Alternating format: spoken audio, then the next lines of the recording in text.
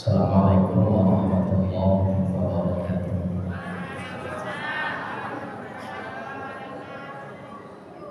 Alhamdulillahirabbil alamin. Wa bihi nasta'in wa la dunya waddin. Asyhadu an la ilaha illallah wahdahu la syarika lah. Wa asyhadu anna Muhammadan abduhu wa rasuluh. Sallallahu alaihi wasallam. La nabiyya wa rasulullah ba'da amma ba'd. Thumma qala Allah ta'ala fil Qur'anil Karim, a'udzu billahi minasy syaithanir rajim. Bismillahirrahmanirrahim. Wassalamu alayya yauma wulidtu wa yauma amutu wa yauma ub'atsu hayya. Surah Maryam, surat yang ke-19 ayat 33. Syukur kita kepada Allah. Alhamdulillah, malam ini Allah masih memberikan kita hidayah. Alhamdulillah, kita masih diberikan Allah kekuatan untuk bisa hadir ke masjid guna menunaikan ibadah maghrib berjamaah dan juga hadir di kajian ilmu yang insyaallah selalu diberkahi Allah dan selalu didoakan para malaikat Allah. Salawat dan salam kita doakan kepada Allah semoga selalu dilimpahkan pada junjungan kita Habibullah Muhammad sallallahu alaihi wasallam. Allahumma shalli ala sayyidina Muhammad wa ala ali sayyidina Muhammad. Bapak sidang jamaah pada maghrib rahimahullah. Alhamdulillah malam ini kita kutip satu ayat di dalam surah Maryam, surat yang ke-19 di ayat 33. Di situ Allah jelaskan, wassalamu alayya yauma wulidtu wa yauma amutu wa yauma ub'atsu hayya. Dan selamatkan atas diriku saat aku akan dilahirkan, pada saat akan diwafatkan, dan pada saat akan dibangkitkan kembali. Ini doa Nabi Isa yang Allah abadikan dalam surah Maryam ayat 33. Nabi Isa meminta 3 keselamatan kepada Allah, yaitu di hari saat beliau dilahirkan, hari ketika beliau diwafatkan, dan di hari ketika beliau akan dibangkitkan kembali. Hal yang sama juga Allah jelaskan dalam surah Maryam ayat 15, tapi ini ditujukan langsung oleh Allah untuk Nabi Yahya. Wassalamu alaihi yauma wulida wa yauma yamutu wa yauma yub'atsu hayya. Bunyi redaksinya sama, intinya sama. Bedanya di ayat 33 Nabi Isa yang berdoa langsung kepada Allah. Kalau di ayat 15-nya itu Allah yang menjamin bagi Nabi Yahya. Yang jadi pertanyaan kita Ibu Bapak, kenapa Nabi Isa meminta kepada Allah diselamatkan di 3 hari itu? Di hari saat beliau akan dilahirkan, akan dimatikan, dan akan dibangkitkan kembali. Kenapa beliau minta diselamatkan di 3 hari itu Ibu Bapak? Karena di 3 hari itu setan datang. Di 3 hari itu setan datang ke awal. Pada saat kita akan dilahirkan, kata Rasulullah di hadis riwayat Bukhari, kenapa setiap anak yang lahir itu menangis?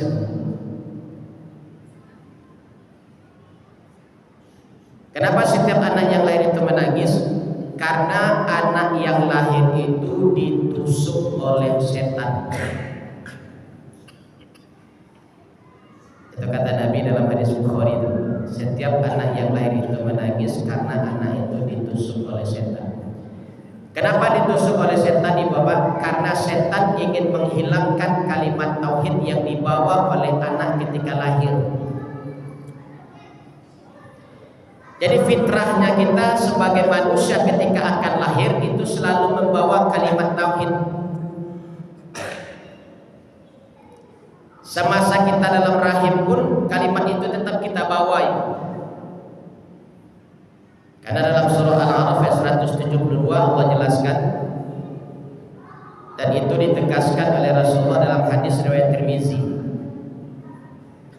Kata Rasulullah, pada saat Adam sudah diciptakan sempurna oleh Allah, kemudian Allah gosok punggung Adam. Ibu bapak tahu berapa panjang punggung Adam? Adam itu panjang punggungnya dari kuku sampai ke pinggang itu 30 meter. Tinggi Nabi Adam itu 80 meter. Dari tumit ke pinggang 30 meter, pinggang ke bahu 30 meter, pangkaliye ke rumpun 20 meter.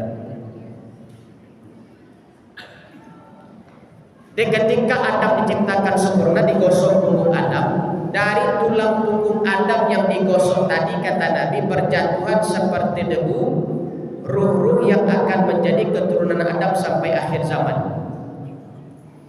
Kemudian Allah kumpulkan ruh itu, Allah tanya, alastu birabbikum. Di pertanyaan ini Allah tujukan pada saat ruh kita diciptakan, Ibu Bapak, bukan saat ruh kita ditiupkan ke jasad dalam rahim.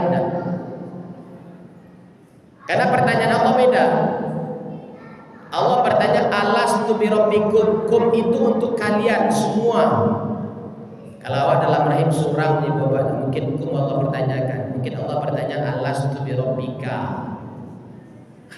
Di pertanyaan itu Allah tunjukkan kepada kita pada saat roh kita diciptakan oleh Allah. Qalu, semua roh tadi menjawab, bala syahidna, benar ya Allah dan kami bersyahadat. Maka syahadat kita yang pertama itu ketika roh pertama kali Allah ciptakan, kemudian Allah letakkan di alamnya. Ini yang disebut dengan alam ruh. Nah, di alam ruh itu Ibu Bapak kita menunggu jasad diciptakan Allah. Maka ketika dalam rahim pun kita masih memegang kalimat tauhid. Dan pada saat kita akan lahir, tujuan setan menusuk anak itu lahir adalah untuk menghilangkan kalimat tauhid yang dibawa oleh anak tadi. Maka kata Nabi, kullu mauludin yuladu 'alal fitrah. Setiap anak yang lahir itu membawa fitrahnya. Apa fitrahnya? Kalimat tauhid. Nah, kalimat itu yang ingin dihilangkan atau digaduh oleh setan. Maka pada saat anak itu lahir, kata Rasulullah, tugas awak orang tuanya Ibu Bapak mainan balik kalimat tauhidnya. Baca Ibu Bapak.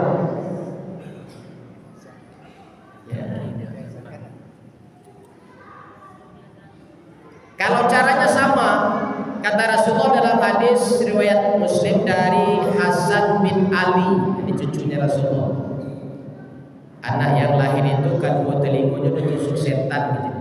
Maka ketika anak tadi lahir, kewajiban orang tua membuka kedua tusukan setan di kedua telinganya. Di kedua telinga anak ibu bapak ketika lahir ditusuk oleh setan.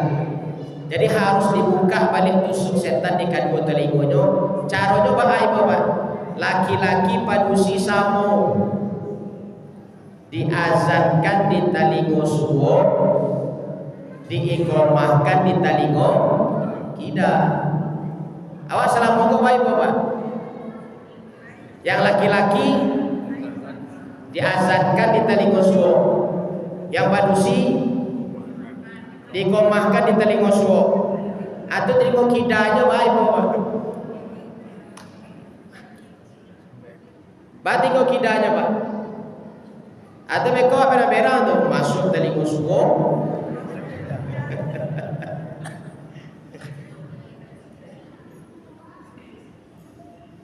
Jadi besok-besok kau ibu bapak kalau kini nak mungkin ada nak jalan kadang nak dibawa oleh sekolah telinga kita di komatkan gini kau tu nak mati lah bawa mama aja komat apa dia.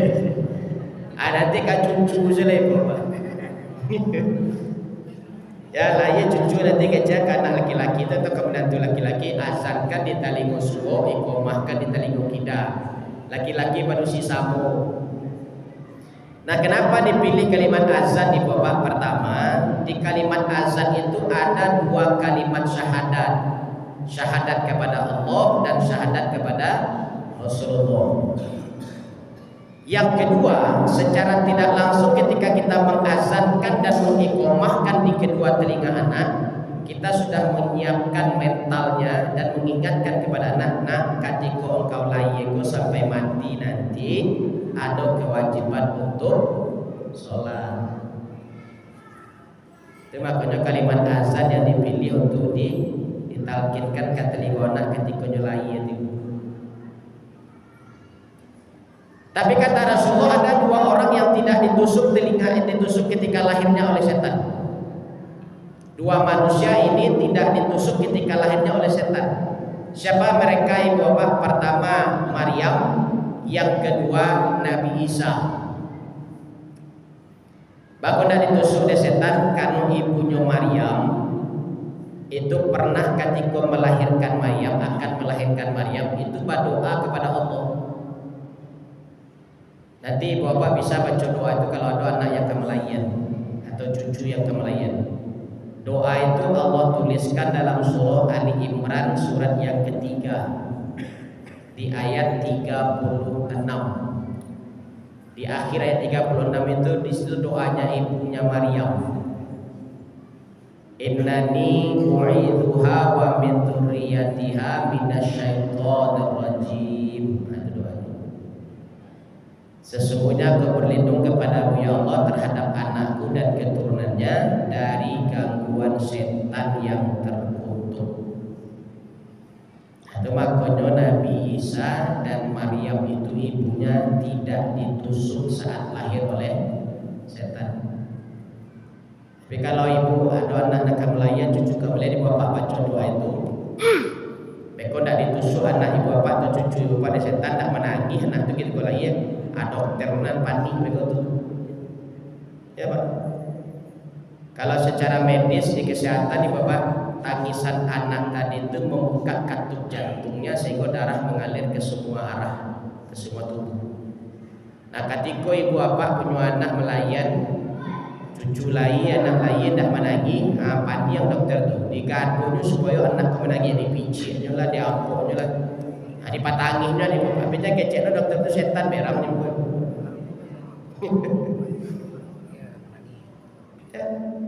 Kalau nak menangi dokter panik, makanya dipapuinya anak tu menangi. Pada saat kita akan dilahirkan, kita ditusuk oleh setan, tujuannya adalah untuk menghilangkan kalimat tauhid. Makanya Nabi Isa berlindung kepada Allah, tolong selamatkan saya di saat saya dilahirkan.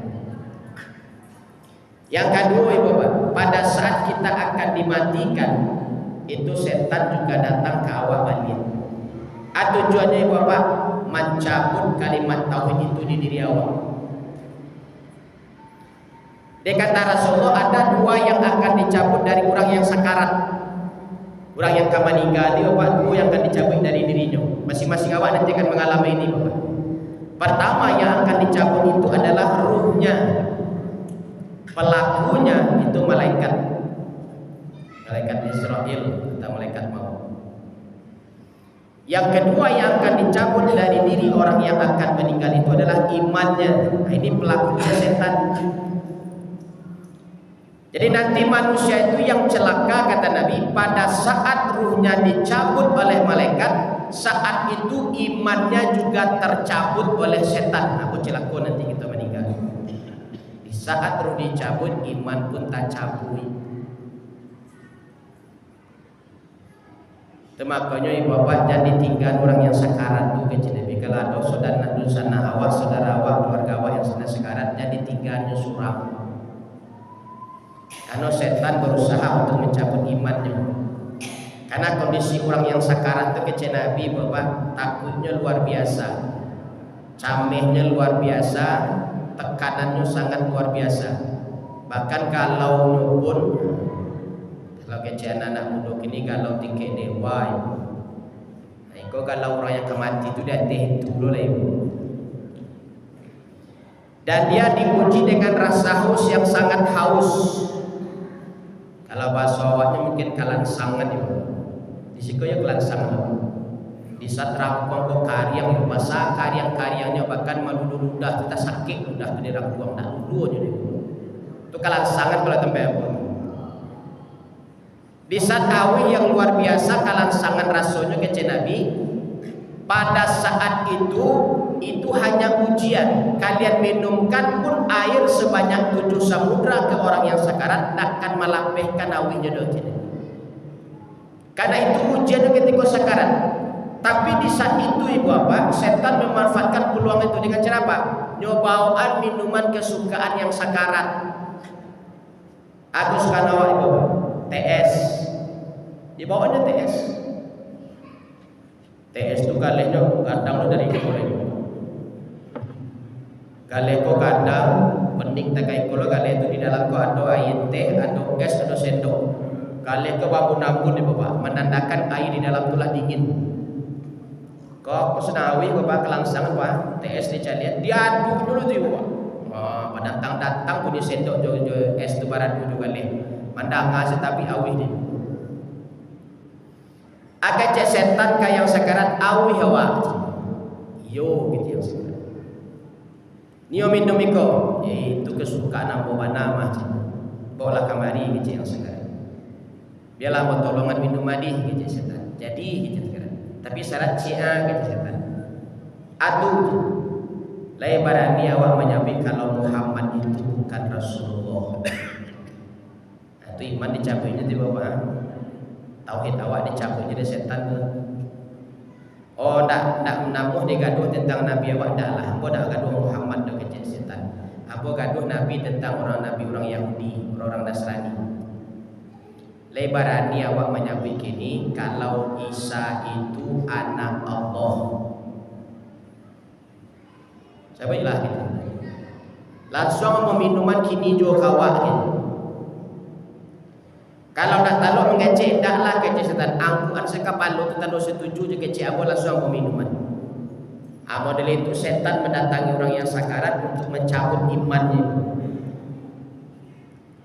Makanya kalau ada orang yang sakarat itu kecek Nabi, jangan ditinggalnya surang, dampingi inyo, tuntun, ingatkannya je sikirnya. Maka kalau ada yang sakarat di sekitar awak, ibu tugas awak cuma 2 kecek. Pertama, lakinu mautakum bi kalimatin la ilaha illallah. Takinkan kalimat la ilaha illallah kata lingo yang sakarat. Karena kata Nabi man akhiru kalamihi bi kalimatin la ilaha illallah dakhala jannah.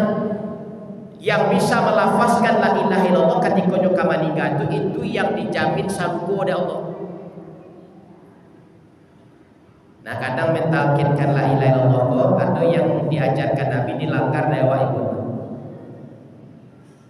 Yang pertama kece Nabi mentalkinkan la ilaha illallah pun tak boleh tak kaja-kaja doh. Tak boleh tak buru-buru doh.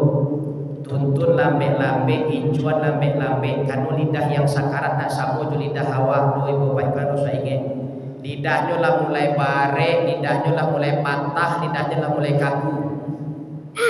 Jadi maicon itu lambe-lambe bantu majan karena ketek.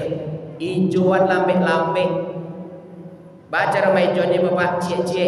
La ilaha illallah. Supaya bisa lo melo lidahnya lambe-lambe. Nah sudah wak ijuan tu dia mak dulu bapak cari reaksinya. Menggari dak lidahnya. Yelo dak lidahnya untuk membaca. Kalau mulai terasa payahnya ulang balik lambe-lambe. La ilaha illallah. Lambe-lambe. Kalau lidahnya sama jawab apa? Tapi yang cuma nampak dia gitu ibu bapak, yang mentalkinkan la ilaha illallah kau bantu menyuruh yang sekarang capek mati saya gas sih bapak. Nah, itu lambe-lambe la ilaha illallah, la ilaha illallah, la ilaha illallah. Itu mana lagi nah sekarang ini. Yang kedua, mentalkinkan la ilaha illallah itu sampai bisa, tidak sampai mati. Jadi kata Nabi, kalau talkinkan la ilaha illallah kayak yang sekarat, kemudian dibaconyo, bisanya mengucapkannya apakah dengan gerak lidahnya, nampak garis lidahnya dawahnya membaca, atau mungkin pakai suara ibu pak, tapi lapik banasur, tapi tak dengar dawahnya baca la ilaha illallah. Kata Nabi saatnya bisa mengucapkan la ilaha illallah tu, di saat itu awak diam lah, diam saja, tidak usah ditalkinkan lagi bapak, tunggu saja meninggal, kalau nyolah bisa. Karena perjuangannya untuk membaca itu payah, barik, jadi sasa aja lah bapak. Kalau nyolah bisa awak diam lah, tidak usah ditalkinkan lagi, tunggu saja meninggal. Iko kadang-kadang ketika yang sakarat kula bisa baca la ilaha illallah, dia kan ada jeda waktu sebelum meninggalnya, mungkin setengah jam, sejam atau 2 jam. Akhirnya ditakdirkannya balik. Nah, ketika dingin awak usah ditakdirkan tadinya kalau bisa. Nyolah mati lah itu. Di situ payahnya. Nyolah harus sampai mati tuh, sampai bisa. Kalau lah bisa udah diam. Tunggu saja meninggal gitu. Yang ketiga ibu bapak tugas awak itu yang gak baris ibu. Ketiga nyolah bisa baca la ilaha illallah, menunggu waktunya meninggal, jedah waktu sampai nyoka meninggal itu. Di situ tugas awak adalah menjaga jangan sampai ucapan terakhirnya la ilaha illallah itu berganti dia. Ayah biasanya membuat kalimat tadi berganti bapak. Kebiasaan awak acok minta maaf saat orang sedang sakarat. Itu maka tuh lah ditalkinkan la ilaha illallah kayak yang sekarang dibaca ada yang sekarang. Sudah selesai baca la ilaha datang si A menangi-nangi bapak. Ratu-ratu bersejarah lagi sekitar dulu. Awak dulu baca gak ada masapu sekian lama. Pada baku ujuk nanti di akhir ini aku datang minta maaf. Ini kan maafan kok. Ada wadah tu bapak. Walaupun tak taluk dia yang sekarang menjawab itu lidahnya dalam hatinya kau menjawab itu pak. Iyo lah maafan. Tu batu kau ucapan terakhir itu ibu bapak. Awak tak sadar di situ. Abeko ditalkin kalau balik ada pak. Datanglah seorang lemah rarau. Ujungnya minta maaf dia. Bahkan ada satu kejadian antri bapak. Masuk si A, keluar masuk si B, keluar si B masuk si C, keluar si C masuk si D. Model itu saya tahu ibu pak keluar masuk. Yang terakhir kan masuk dan belai, mengapa masuk awak minta maaf. Ini lah mati dah dulu aja. Awalnya ke ibu awak tu pak. Tak ada nak tanang orang sekarat mengucapkan la ilaha illallah dua atau dua minta maaf. Yang jadi pertanyaan gini bapak, aku harus menunggu sakarat minta maaf. Salamuku kamar. Basobok di jalan lari juga boleh. Tak kau di simpang mainlah aja boleh. Nampak sih juang cari jalan lain sebenarnya basobok je nyo. Ketika mendangannya sakarat sedang karajo bertinggal karajo bapak. Bakaja kan memang aku kerja tu. Si anu sakarat ko mati lah lu sempat maaf dulu. Coba lah yang tadi bapak. Sakampung orang kami minta maaf di sakarat nak paniknya ti bapak. Bila nyo kadagi waktu tandang untuk mengucapkan la ilaha illallah sampai nyo meninggal. Rubahlah kebiasaan kebiasaan ketika nyo hidup tak turui nyo tak maaf kenyo. Kau batung dulu sakarat dulu. Iyo kau basobok bisu. Kau dah. Itu kebiasaan tu pak. Bahkan ketika sakit di jatuh atau nyolah sakit tapi bilang bisu saya kalau mati belum minta maaf. Itu parahnya tiba. Harus menunggu sakarat kau minta maaf. Tuh. Rubahlah kebiasaan itu bapak. Tanpa awak sadari, kadang-kadang kebiasaan kita meminta maaf kepada orang yang sedang sakarat itu mengganggu ucapan terakhir orang yang sakarat. Itu tugas kita pertama, mentalkinkan. Yang kedua kecil ini. Ya. Yang kedua ibu bapak tugas kita adalah membacakan Quran dekat yang sakarat. Kata Nabi, iqra'u ala mautakum Yasin. Bacakan Yasin atau ayat-ayat Quran bagi orang yang sakarat. Kenapa disuruh Nabi Bapak? Karena pernah iblis sendiri bicara langsung kepada Nabi. Karena iblis dipaksa menghadap Rasulullah oleh Allah melalui Jibril. Kata Jibril, iblis engkau diperintahkan Allah menghadap kepada Muhammad. Tak, sampai mati pun engkau akan menghadap ke Muhammad. Tapi ini perintah Allah, kau harus datang. Kalau tidak, engkau jadi abu. Di pilihan duonya ke Jibril, engkau datang menghadap Muhammad dan jawab pertanyaan Muhammad atau engkau jadi abu kini. Akhirnya iblis mendatangi Muhammad. Apa kata iblis? Bapak Muhammad bertanya lah kau sebanyak-banyaknya, engkau jawab sejujur-jujurnya. Apa buktinya kau jujur nanti menjawab pertanyaanku, kata Nabi. Kalau engkau berdutu, engkau jadi abu di hadapan engkau. Banyak pertanyaan Nabi Bapak. Salah satunya kata Nabi apa? Wahai iblis laknatullah, kata Nabi, bagaimana kondisi dan keadaanmu ketika umatku sedang baca Quran? Sedang baca Quran kata Nabi. Pak, keadaan engkau ketika umatku baca Quran. Apa jawab iblis, Pak? Aku bantu timah yang diangin ada di api. Kalau aku bertahan di situ, aku bisa meleleh mati. Jadi Bapak, yang ditakuti setan juga iblis itu adalah suara orang baca Quran, bukan Al-Quran yang dikambangkan di atas kepala yang sekarat. Wah, teman-teman semua banyak. Kalau Quran dikambangkan di atas kepala yang sekarat, iblis tidak takut. Kenapa? Kalau itu hanya tulisan. Ya kadang-kadang di situ lo kawak banyak keliru. Begitu sakarat dicari Quran, cari Quran capek. Adi saat mencari sedang tak sasak, adalah kau sopo. Pinjam ke masjid lah, barang banyak di masjid diangkit ya pulang sudah. Adi lantak ditumpuk di sebelah orang sekarat, dan cik di kambang dan teka balon. Indak takut setan di Quran tak kambang dari Bapak. Yang ditakuti setan tu suara orang baca Quran. Di kambang Quran tu baca baru setan lari. Jadi tujuannya yang seorang mentalkinkan la ilaha illallah, yang seorang mengaji dake yang sakarat, itu setan akan berani menggaduh tali orang yang sakarat. Jadi yang sakarat aman dari gangguan setan ketika menghadapi kematian. Dia tak balik Bapak, ketika sakarat dikambangkan Quran. Begitulah meninggal, dilipik tangannya, ditutup wajahnya, baru mengaji di sebelah jenazahnya. Justru kamu membantunya itu di saat sakarat, jauhkan inyo dari setan. Bacarnya, bacokan Quran daki inyo ketika sedang sakarat itu, supaya setan tidak mendaki ke yang sakarat, nak menggaduh yang sakarat, nak cabut imannya yang sakarat. Awak banyak tabalik di siku ibu bapak. Lah meninggal, lah tabuju baru mengaji di sebelahnya.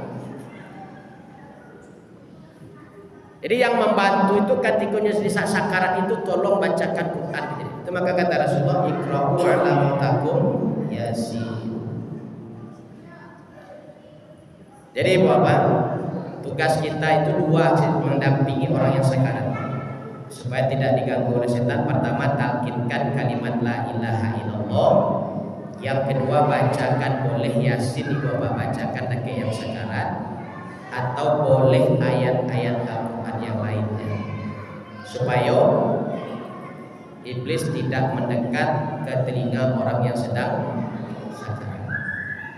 Dan yang ketiga, Ibu Bapak, minta diselamatkan kepada Allah dari saat kita akan dibangkitkan. Karena kalau dapat awak dibangkitkan nanti Bapak, jangan sampai menjadi orang-orang yang berdiri di hadapan iblis yang akan berkhutbah.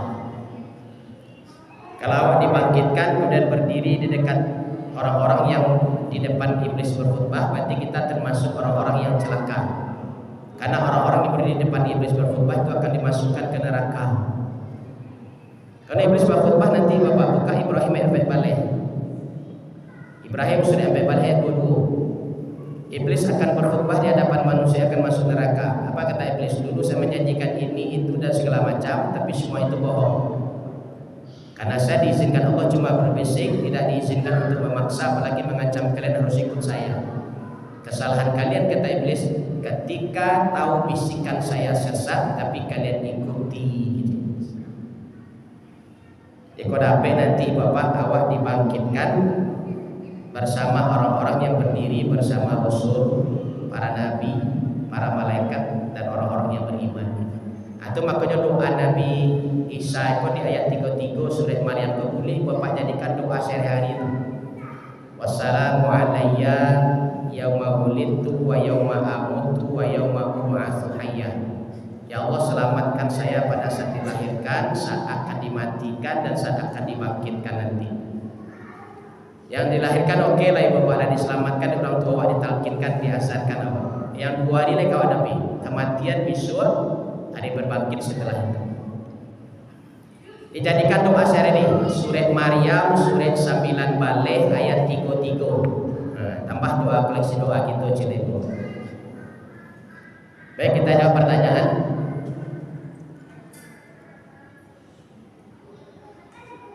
Apa hukum bagi orang yang suka buka aib seseorang di depan umum dengan sengaja mengungkapkan kesalahan orang tersebut? Kalau kesalahan orang itu nyata dan itu yang kita bicarakan, itu jadinya ghibah, kucing. Tapi kalau tidak nyata, tidak sesuai dengan apa yang kita ceritakan, berarti jatuhnya fitnah. Kalau masalah aib orang dibicarakan ibu bapak, batu pun salah, salah pun apa lagi, dan kadunya tetap dapat dosa, dan itu dosa besar. Perumpamanya kata Allah sama dengan memakan bangkai saudara yang pakai kecil itu ketika menikah. Jadi itu caranya baik bapak, harus minta maaf kayak Jadi awak kalau masalah kau orang dia minta maaf ke Allah, turi orang tu minta maaf. Eko sudah orang di Bagunjiang tu minta ampun ke Allah ibu bapak, kau orang apa? Jadi hukumnya dosa besar bagi orang-orang yang membuka aib orang lain. Tapi bagi orang yang melindungi dan menjaga aib saudaranya, itu nanti Allah akan selamatkan dia di akhirat. Allah akan tutup semua dosa-dosanya dari orang lain. Yang kedua, bagaimana hukum seseorang yang sudah rajin ibadah akan tetapi sering berucap kotor yang tidak pantas di depan orang?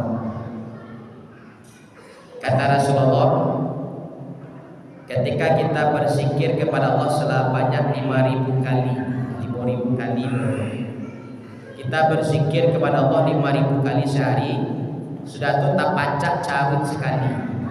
Yang 5.000 habis itu berbahaya.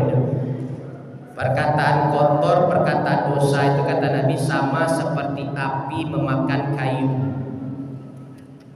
Bara gadang ungguk kayu, bara banyak ungguk kayu, kalau dicantuin api di situ bapak habis tuh. Bara gadang kayu diunggun, kalau dibakar lalu dihabis aduh. Nah itulah perkataan kotor tadi. Walaupun awak rajin berzikir beribu-ribu kali zikir awak, asal perkataan kotor sekali mengucapkan yang banyak tadi bisa habis. Makanya kata Nabi, kalau ingin bicara, bicarakan yang baik-baik saja. Kalau tidak ada rasanya yang baik, maka lebih baik diam. Lebih baik diam. Karena memang barek pertanggungjawabannya nanti. Kalau hisab apapun nanti ada hisab tertutup, itu tidak boleh orang lain mencari, cuma Allah dengan kita. Ada yang hisab terbuka, sidang terbuka nanti. Semua orang akan berada di samping itu. Ketika kita dihisab di hadapan Allah, satu orang tagak di samping Allah. Itu nanti akan ditanya tuh, mengapa kemari kita Allah? Kami akan menuntut yang menggunjing, yang menggibah, yang memfitnah, yang menzolimi, itu diminta pertanggungjawaban. Termasuk perkataan kotor pun akan dihisab. Karena kan awak bisa bicara gini karena Allah meminjamkan mutakalimnya ibu. Ketika awak meninggal, mutakalim itu dicabut dari Allah balik ke Allah, yang tinggal lidah saja. Nah lidah itu nanti dihisab dari Allah nanti ketika di akhirat. Karena Allah pinjamkan mutakalimnya, tapi kita sia-siakan dengan selalu menyebut hal-hal yang buruk atau perkataan-perkataan yang kotor. Tapi kalau ibu bapak berzikir pahalanya kan apa? Yang ketiga,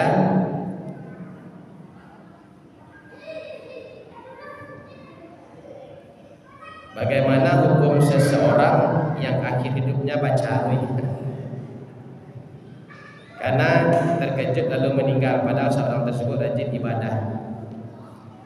Ya, kadang-kadang rajin ibadah, tapi kalau ibadahnya hanya untuk ria, tentu lah ibu. Ya, kecil Allah nanti ketika waktu meninggal yang mendatangi kita itu dua nanti. Ada malaikat, ada setan. Di mana Allah jelaskan ibu Bapak? Yang didatangi malaikat ketika meninggal di surah Fussilat surah 1 ayat 30.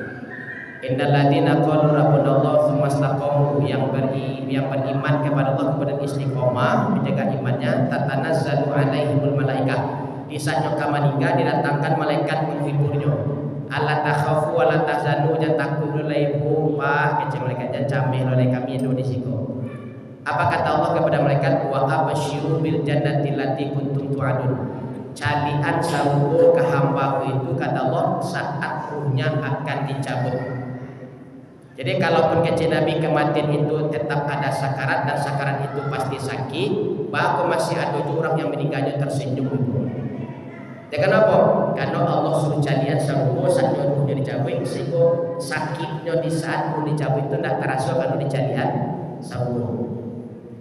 Tapi kalau orang yang meninggal itu didatangi oleh setan, dalam surah Asy-Syu'ara surah 26 ayat 221 222, yang didatangi oleh setan ketika kematiannya adalah orang yang berdosa dan orang yang berdusta, orang yang panduto, orang yang pandoso, itu didatangi oleh setan. Kalau setan datang ketika meninggal, Bapak, itu yang dicalian kebiasaan buruknya. Kalau dia suka baca awet, adik caliannya sedang cari-carinya kawannya. Sehingga akhirnya dia baca awet sedang mati itu. Kalau dia baburu, nanti dia sedang baburu di calian, sehingga dia baburu dalam keadaan sedang baburu. Akhir biasanya bacanya ketika baburu. Pinteh dibacanya. Pinteh. Ada orang nak ngerti itu dong, kawan semua baburu malah iyo lah dan pinteh, alapeh lah itu, alapeh meninggal lah. Yang suku duduk bakua, di caliannya sedang bakua di malaikat, di setan itu. Ya banyak kejadian Bapak, yang menyambi hiu, yang biasa bakua tahu juga, hiu, ada jamahnya terkah hiu Bapak, nah coba dia nak kemuaru tu lah. Ada hiu singgu di sampah dia ke hiu je jadi Bapak. Akawan semua duduk malam Pak. Kami tak ada bawa hiu je Bapak cari sudah lu Allah do tempat di dapur dah itu hiu do nya nyampe ke lampoi buat kan kumiang di mandi. Jadi ketika nyoka meninggal ada kebiasaannya duduk bakowa, duduk bajudi, babu dan segala macam yang menyebabkannya terlalai dari ibadah, tinggal ibadahnya, sehingga dicari di setan tu. Wah, sehingga merasanya sedang melakukan itu. Hanya sibuk sih membaca apa yang biasa dibacanya ketika bakar rajo dulu tu. Sampai aku kejadian panai Bapak, tapi tangi keluarganya mentalkinkan tak tahu. Panggil Ustaz tolong cik Ustaz tak tahu dekat milai. Kalau ditalkinkan lambe panai Bapak. Yang dibacanya Bapak, lapi ke lapu sampai mati. Rupanya kerajaan Bapak, nyo membuat arena sabuang ayam. Seorang padu ayam menyiu ke tempatnya membayi itu. Jadi setiap hari dari pagi sampai sanjo nyo mencari ayam dia dulu lapi ke lampu. Saya kaget tu kau mati di channel di malaikat sedang padu ayam, di setan. Wah sedang padu ayam. Asyik kau mati dia baca dia Pak lapi ke lampu. Al-Barubah lagi pesan buruk tu bahwa nanti awak dimatikan sesuai dengan kebiasaan. Bolehkah mendoakan orang cepat mati? Udah kuliah deh Bapak. Terburu doa dulu. Nama kita kalapur lah, nama kita tak lah, tidak boleh deh. Kata Nabi setiap doa buruk itu akan kembali kepada orang yang mendoakannya. Hati-hati Bapak. Kau mendoakan elok lah. Mati sedang baca Quran lah nanti dah ada. Karena setiap doa yang kita ucapkan kepada seseorang baik atau buruk, doa itu diaminkan oleh malaikat dan ujung izin malaikat dan Anda juga akan sama. Ini hati-hati Bapak. Jadi doa orang mati tata, mati terjatuh, mati tersungguh, ya, macam-macam. Itu bahaya ya Bapak. Dosa besar bagi orang yang menyumpahkan dengan keburukan.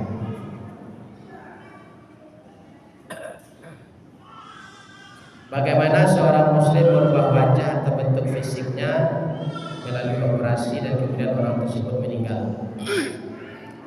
Kalau dia merubah wajah karena mungkin sakit atau cacat, mungkin rusak wajahnya karena kecelakaan, dan itu dibolehkan.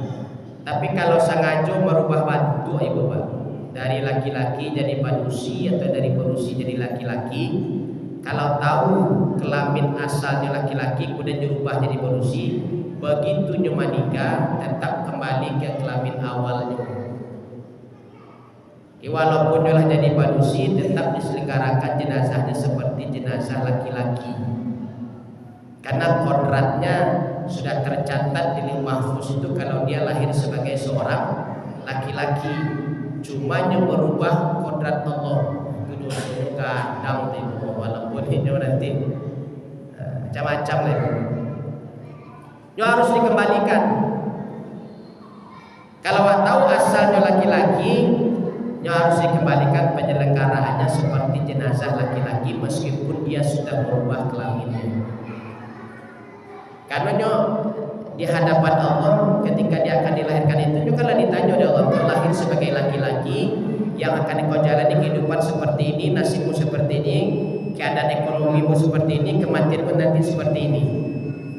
Jadi kalau di dunia nyurubah suram melawan ketentuan Allah, begitu meninggal harus dikembalikan ke bentuk awalnya.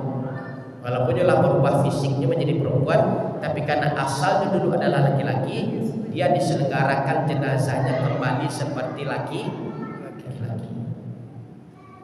Jadi pasang lo kena, pasang lo jilbabnya komentar di bapak, asalnya laki-laki itu walaupun dia merubah bentuk fisik tidak akan merubah asalnya dari ruhnya. Ruh tetap sama. Walaupun berubah di fisiknya dirubah, ruhnya tetap laki-laki. Tidak akan berubah dari bukan. Jadi yang kembali ke Allah itu ruh bukan fisiknya. Fisik balik ke tanah. Yang ruh karena itu milik Allah akan kembali kepada Allah. Yang akan dihisab nanti itu ditanya. Jadi tetap penyelenggaraan jenazah orang yang berubah bentuk kelaminnya atau bentuk fisik tubuhnya ketika dia meninggal tetap dikembalikan ke bentuk fisik awalnya dan kelamin awalnya. Bisa diikuti dengan kelamin yang baru. Nah, seperti Dorce almarhum, dia diselenggarakan jenazahnya sama seperti laki-laki. Karena kelaminnya dulunya laki-laki, kemudian dia merubah kodratnya menjadi perempuan, tapi asalnya tetap laki-laki dan dia harus dikembalikan penyelenggaranya seperti laki-laki. Baik Ibu Bapak, kita cukupkan. Mudah-mudahan ada manfaatnya. Kita tutup dengan doa kafaratul majlis. Subhanaka Allahumma wa bihamdika asyhadu